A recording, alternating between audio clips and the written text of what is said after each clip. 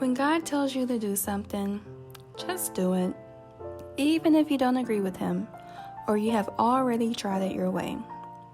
Do it His way, because His way will never fail.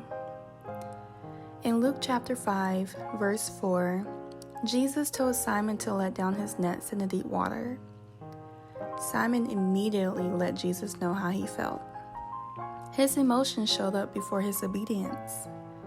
He told Jesus that him and the other fishermen had been working all night trying to catch fish, and they haven't caught anything yet. They were more than likely ready to go home. Now let's pause. How many times has Jesus told us to do something, and instead of us doing it, we complain to Him? We complain to God about how we feel, about how we're not qualified, how we're too afraid, how our anxiety would get in the way, how we don't have enough funds. We're not a great speaker like they are. Not as gifted. The list could go on and on. Whatever your excuse is, don't you know it doesn't mean anything to God if He told you to do it anyway? Because don't you know if God qualified you, then you're more than qualified. If God told you to start that business, it won't fail. If God told you to speak, He will give you the words to say. Now back to Simon.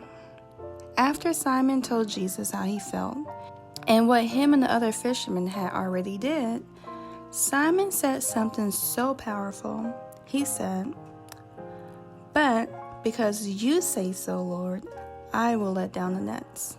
Wow. Many of us complain to God about how we feel and ignore what He asks us to do. But Simon expressed himself and still obeyed. Thank God he did, because when he did, he caught so much fish that their nets began to break. He had to signal for help from the fishermen to come and help them. And they came and filled both boats so full that the boats even began to sink. Whoa. That lets you know whenever you obey God, you will receive more than what you expect. No, I picture Jesus on the boat looking at Simon like, "See, I told you." So, pretty much what I'm trying to say is, don't ever doubt God. When God tells you to do something, it's imperative that we do it. God is a good Father. He wants to make sure His children have more than enough.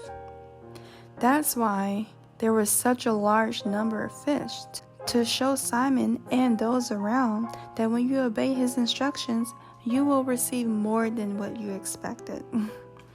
Your cup will run it over, because He is indeed a good shepherd.